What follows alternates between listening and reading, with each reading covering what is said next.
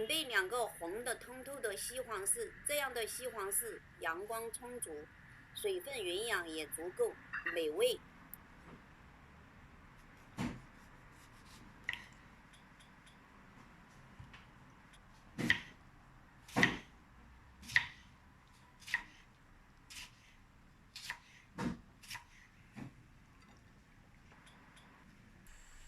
放1大坨白猪油，猪油做面嫩滑可口。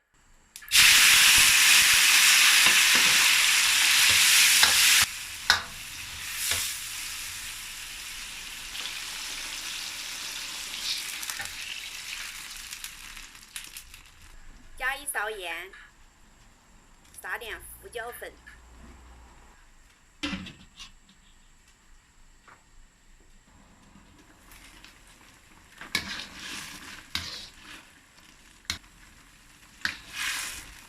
开后煮上2分钟就好。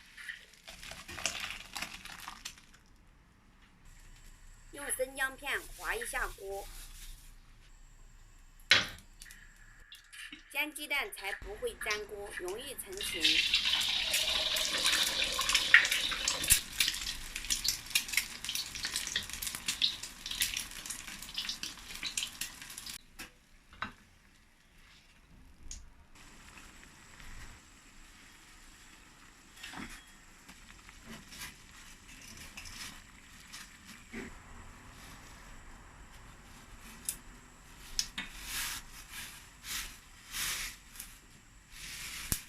开后淋第1次冷水，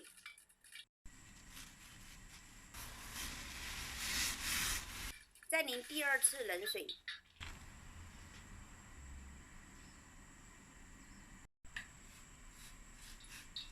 再烧开就可以了。